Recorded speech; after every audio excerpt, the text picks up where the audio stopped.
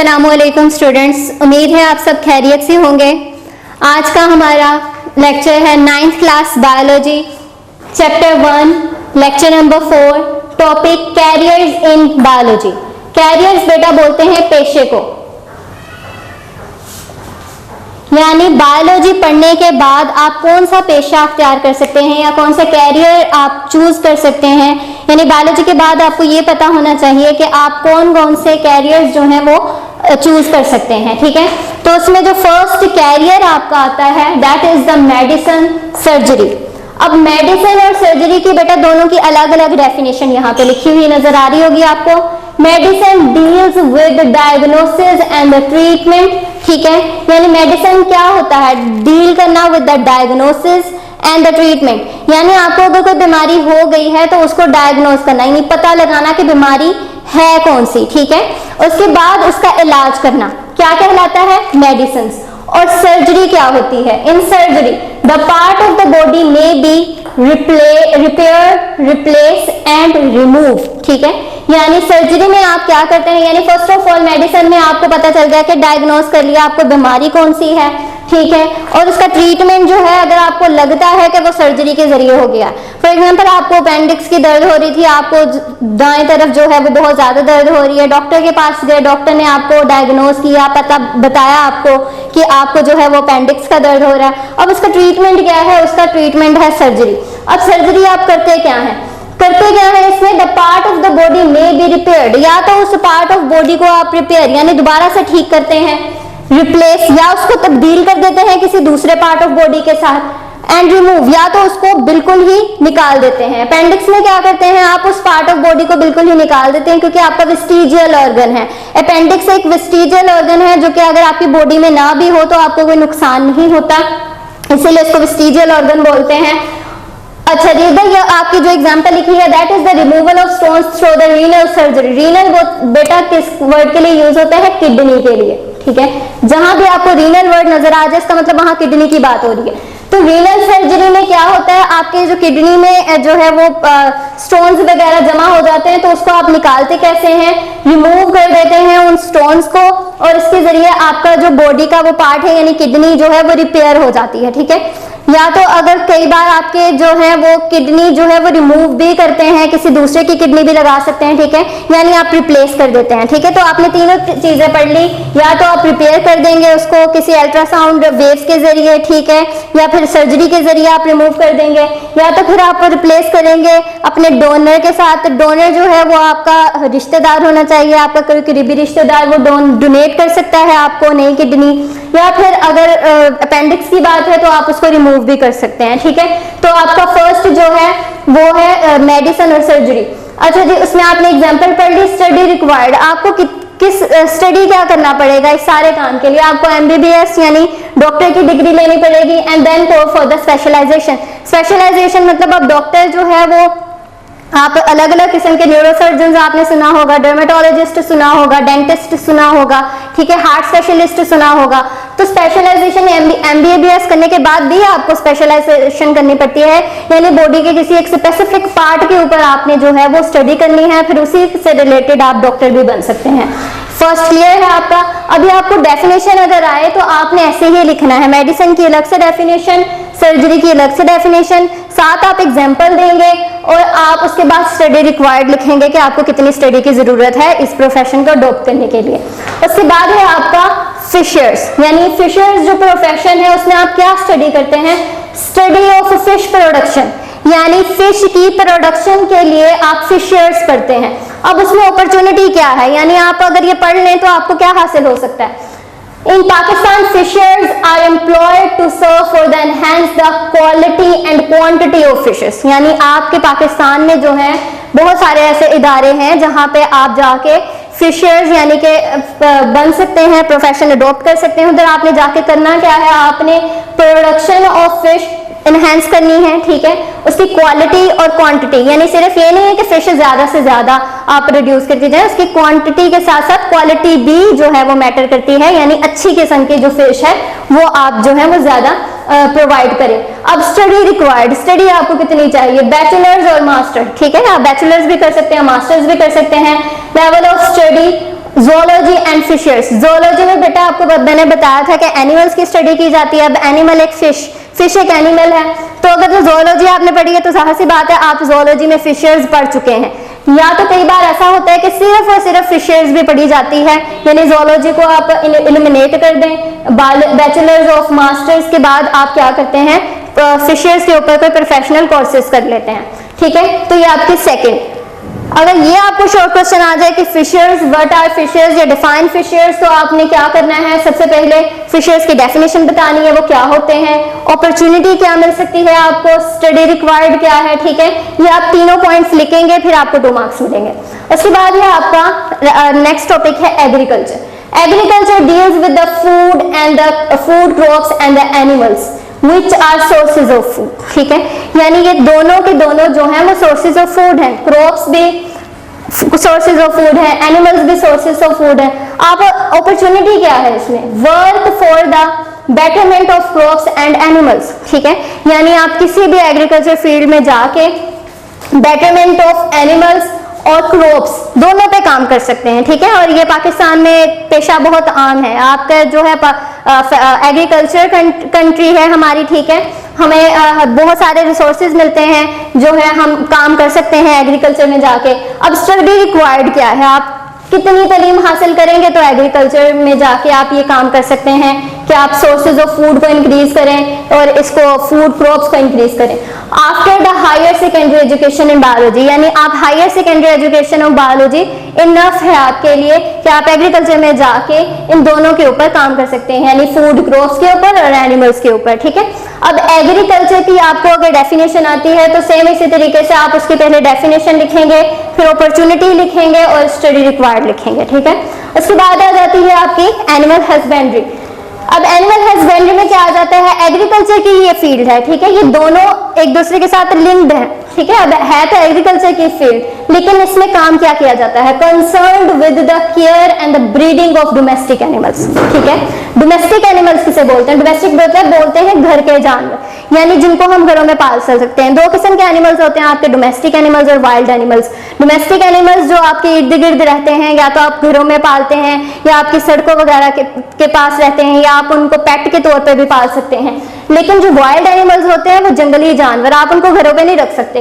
तो यहाँ पे जो वर्ड है दैट आर डोमेस्टिक एनिमल्स। ठीक है, एग्रीकल्चर यानी है तो एग्रीकल्चर की एक फील्ड, लेकिन कंसर्न्ड इसका काम क्या है, with the care and breeding of domestic animals. Breeding मतलब पैदा करना।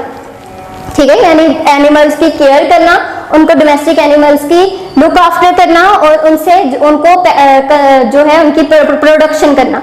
अब इसमें कौन कौन सी एग्जांपल्स आती हैं, कैटल है, शीप है। ठीक है, ये सारे के सारे एनिमल्स हैं, डोमेस्टिक एनिमल्स हैं, आप घरों में पाल सकते हैं इनको। ठीक है, उसके बाद है अपॉर्चुनिटी। अपॉर्चुनिटी में आ जाता है देयर आर प्रोफेशनल कोर्सेज। जो प्रोफेशनल कोर्सेज जो हैं वो आपको अप्लाई किए जाते हैं, जाके आप एग्रीकल्चर में जाके काम कर सकते हैं, जैसे मैंने आपको पहले बताया था। ठीक है, और स्टडी रिक्वायर्ड क्या होती है, after the higher secondary education in biology, यानी दोनों में हायर सेकेंडरी एजुकेशन ही होनी चाहिए और दोनों में अपॉर्चुनिटी भी क्या है, एग्रीकल्चर में जाके आप काम कर सकते हैं। ठीक है, फर्क कहाँ पे आ जाता है, एग्रीकल्चर की एक फील्ड है, कंसर्न्ड किसके साथ है, डोमेस्टिक एनिमल्स के साथ, यानी दोनों का लिंक है। अक्सर इन दोनों में जो है वो डिफरेंस आ जाता है, क्योंकि ये दोनों एक दूसरे के साथ बहुत जो है वो लिंक रखती हैं, एक दोनों में बहुत ज्यादा जो है वो इतने डिफरेंसेस नहीं हैं। तो अक्सर जो है वो इसका शॉर्ट क्वेश्चन बनके क्या आता है, difference between the agriculture and animal husbandry. ठीक है, एग्रीकल्चर में दोनों के बारे में बात होगी, यानी फूड क्रॉप्स एंड एनिमल्स, और एनिमल हस्बेंड्री में सिर्फ और सिर्फ कंसर्न किसके साथ किया जाता है, डोमेस्टिक एनिमल्स। ठीक है, ये दोनों का फर्क है, बाकी दोनों की बातें सेम है। दोनों में एग्रीकल्चर में काम किया जाता है, अपॉर्चुनिटी दोनों की सेम है, दोनों की स्टडी रिक्वायर्ड सेम है। डिफरेंस कहाँ आ जाता है कि इसमें सिर्फ एनिमल्स के बारे में बात हो रही है, इसमें दोनों के बारे में बात हो रही है। Is it clear? उसके बाद है आपका नेक्स्ट टॉपिक हॉर्टिकल्चर। ठीक है, horticulture deals with the art and gardening. ठीक है, आर्ट ऑफ गार्डनिंग, यानी गार्डनिंग की एक आर्ट है। इसमें आप क्या करते हैं, work for the betterment of existing varieties and for the production of new varieties, यानी जो पहले से मौजूद वैरायटीज हैं उनको आपने मेंटेन कैसे करना है, और नई अगर आप वैरायटीज खुद से प्रोड्यूस कर रहे हैं तो उनको आपने जो है वो चलाना है कैसे, यानी उनकी प्रोडक्शन कैसे करनी है, ठीक है। Ornamental plants and the food, ornamental बेटा बोलते हैं खुशबूदार फूल, ठीक है, यानी जिसमें से खुशबू आती है, ऑर्नामेंटल खुशबू को बोलते हैं। और फ्लावरिंग प्लांट्स, ठीक है, फ्लावरिंग प्लांट्स जिसमें से खुशबू आती हो। अच्छा जी, ornamental plants and the fruits, यानी दोनों की। अब देखें आजकल जो आपको नजर आ रहे हैं नए नए किस्म के प्लांट्स भी नजर आ रहे होंगे, फ्रूट्स भी नजर आ रहे होंगे। गर्मियों के फल आपको सर्दियों में मिल जाते हैं, सर्दियों के फल आपको गर्मियों में मिल जाते हैं, ठीक है। ये सारा होता कैसे है, ये आपको बेटा बायोटेक्नोलॉजी के जरिए काम किया जाता है, यानी जीन्स की ट्रांसफर की जाती है, ठीक है। जीन्स आप अपनी पसंद की जीन्स को आप इंट्रोड्यूस करवाते हैं उन फलों में, यानी अगर आपको फल का साइज बड़ा चाहिए और स्वीटनेस ज्यादा चाहिए, ठीक है, ये आपकी अपनी मर्जी की जो है आप रिक्वायरमेंट के लिहाज से उस जीन को इंट्रोड्यूस करते हैं और उसके जरिए आपको अपनी पसंद का नया फूल या फल जो है, हत्ता कि आप जो है एनिमल्स को भी जो है वो जीन्स के जरिए जो है वो न्यू इंट्रोड्यूस करवा सकते हैं, ठीक है। तो horticulture deals with the art of gardening. Art क्यों बोला है, क्योंकि गार्डनिंग जो है वो एक आर्ट इसको बोला जाता है, यानी आप उसमें बहुत किस्म के फूल जो है वैरायटी के एक जगह पे जब इकट्ठे करते हैं तो वो एक आर्ट लगती है आपको, ठीक है। तो इसीलिए अपॉर्चुनिटी में मैंने आपको बता दिया, work for the betterment of existing varieties and the production of new varieties. और इसके बाद स्टडी रिक्वायर्ड, स्टडी कितनी आपको चाहिए, ठीक है, can be adopted after the higher secondary education, ठीक है। आफ्टर हायर सेकेंडरी एजुकेशन आप हॉर्टिकल्चरिस्ट बन सकते हैं। अच्छा जी, उसके बाद आती है आपकी farming, deals with the development and the maintenance of different type of farms, ठीक है। अब फार्म्स जो है वो आपके बहुत किस्म के हो सकते हैं, आपके डेयरी फार्म हो सकता है, ठीक है, आपका पोल्ट्री फार्म हो सकता है, फ्रूट फार्म हो सकते हैं, ठीक है। अब एग्जांपल इसमें क्या आ जाती है, better production of animals which are better protein and the milk sources, ठीक है। अब आप ऐसे एनिमल्स को प्रोड्यूस करवाते हैं जो या उनको ऐसी खुराक देते हैं या उनके ऊपर ऐसा काम करते हैं, उनकी ऐसी केयर करते हैं कि आपको बेटर प्रोडक्शन ऑफ एनिमल और better protein and milk source, ठीक है, सारी चीजें मिल जाती हैं। अब अपॉर्चुनिटी क्या है, आप कौन कौन से फार्म जो है वो इंट्रोड्यूस करवा सकते हैं आफ्टर फार्मिंग। पोल्ट्री फार्म आप अपना लगा सकते हैं जिसमें आप चिकन की प्रोडक्शन करते हैं, ठीक है। फ्रूट फार्म में आप डिफरेंट टाइप ऑफ जो फ्रूट्स हैं उनकी प्रोडक्शन कर सकते हैं। अब स्टडी क्या है, अब स्टडी जो है अब अगर पीछे के सारे जितने भी आपने कैरियर्स पढ़े हैं उन सब की स्टडी फार्मिंग के लिए जरूरी है, यानी आपको एग्रीकल्चरिस्ट भी होना पड़ेगा, आप एनिमल हस्बेंड्री में भी जो है आपका कैरियर जो है वो आप कर सकते हैं और फिशर्स भी होना चाहिए, क्योंकि आप फार्मिंग की बात करें तो इसमें हर किस्म की स्टडी जो है वो जरूरी है। यानी अगर आप एग्रीकल्चर की स्टडी की हुई है तो इसका मतलब आपको क्रॉप्स के बारे में भी इंफॉर्मेशन है, आपको एनिमल्स के बारे में भी इंफॉर्मेशन है। अगर एनिमल हस्बेंड्री की आपने स्टडी की हुई है इसका मतलब आपको सारे के सारे डोमेस्टिक एनिमल्स की प्रोडक्शन के बारे में सारी की सारी इंफॉर्मेशन है। और फिशर्स की अगर आपने स्टडी की हुई है तो इसका मतलब आपको सारी की सारी फिश प्रोडक्शन की इंफॉर्मेशन है। तो आप फार्मिंग में इन सारे जो है वो हर किस्म के फार्म को जो इंट्रोड्यूस कर सकते हैं। उसके बाद है फॉरेस्ट्री। फॉरेस्ट्री जो वर्ड फॉरेस्ट्री यानी फॉरेस्ट्री जंगल से निकला है, ठीक है। फॉरेस्ट्री जो है look after natural forest and advise the government for the planting and the growing the artificial forest, ठीक है। यानी सिर्फ और सिर्फ जो नेचुरल फॉरेस्ट हैं उनकी ही लुक आफ्टर का काम नहीं है फॉरेस्ट्री। आप गवर्नमेंट को ये भी बता सकते हैं कि कौन सी लोकेशन जो है वो प्लांट्स की प्रोडक्शन के लिए बेटर है और कौन सा ऐसा एरिया है जहां पे आप आर्टिफिशियल फॉरेस्ट जो है वो इंट्रोड्यूस करवा सकते हैं। पाकिस्तान में बहुत सारे जो हैं ऐसे इलाके हैं जो खाली पड़े हैं और जो है वो वहां पे काम किया जा सकता है, ठीक है। और अगर वहां पे काम करके अगर आप आर्टिफिशियल फॉरेस्ट जो है वो क्रिएट कर दें तो आपके माहौल के लिए बहुत बेहतर हो सकता है, ठीक है। अब आर्टिफिशियल फॉरेस्ट में आपको जाहिर सी बात है कि आपको जोलॉजी और बॉटनी दोनों की इंफॉर्मेशन होनी चाहिए, यानी सारे के सारे प्लांट्स और सारे के सारे एनिमल्स, ठीक है, क्योंकि फॉरेस्ट जो है वो दोनों से मिलके बनता है। अब जंगल ये नहीं है कि वहां पे दरख्त हो और पौधे हों, वहां पे जानवर भी होने चाहिए, यानी वाइल्ड एनिमल्स भी होने चाहिए, ठीक है। तो स्टडी रिक्वायर्ड क्या है, सेकेंडरी एजुकेशन इन बायोलॉजी और आफ्टर जोलॉजी और बॉटनी, यानी जोलॉजी और बॉटनी दोनों पढ़ने के बाद और सेकेंडरी एजुकेशन हासिल करने के बाद आप फॉरेस्ट्री जो है वो बन सकते हैं, यानी आप कैरियर अडॉप्ट कर सकते हैं। उसके बाद आता है आपका बायोटेक्नोलॉजी। बायोटेक्नोलॉजी आपको बेटा पीछे ब्रांचेस में भी पढ़ी थी। बायोटेक्नोलॉजी क्या होती है? Production of useful products through the micro organisms, यानी माइक्रो ऑर्गेनिज्म यूजफुल बैक्टीरियाज, ठीक है। यानी हमने पीछे भी पढ़ा था कि यूजफुल बैक्टीरिया को यूज करके आप योगर्ट बनाते हैं, ठीक है, और डेयरी प्रोडक्ट्स बनाते हैं, बियर बना सकते हैं, ठीक है। तो ये स्टडी रिक्वायर्ड क्या होती है आपकी?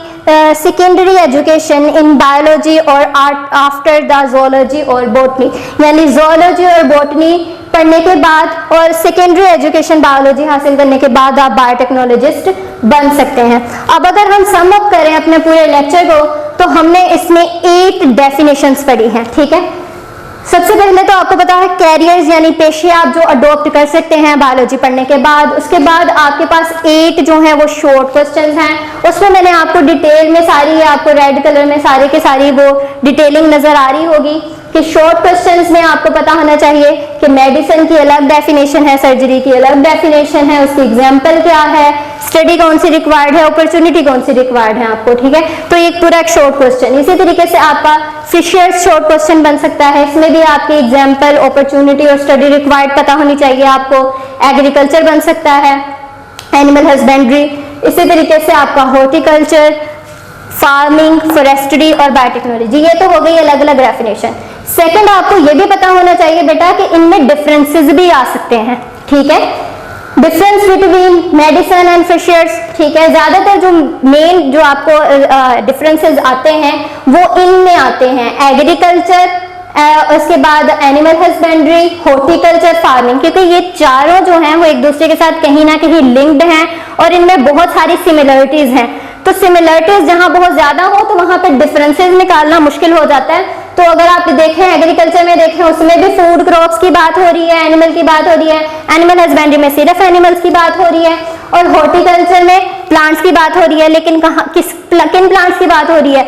आर्ट ऑफ गार्डनिंग की बात हो रही है, ठीक है। उसके बाद फार्मिंग में किसकी बात हो रही है? फार्मिंग में इन सब की बात हो रही है, ठीक है।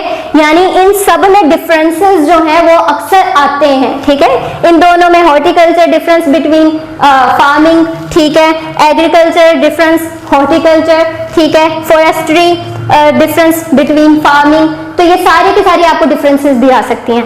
ये हो गई दूसरी बात। थर्ड, मैं आपको बताना चाहती हूँ कि ये पूरा का पूरा आपका एक लॉन्ग क्वेश्चन भी है, ठीक है।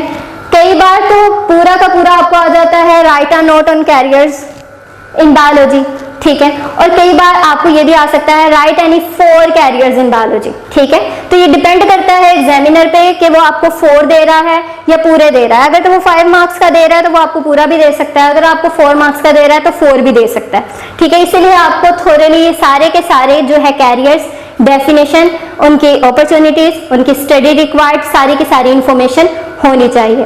Thank you and Allah Hafiz.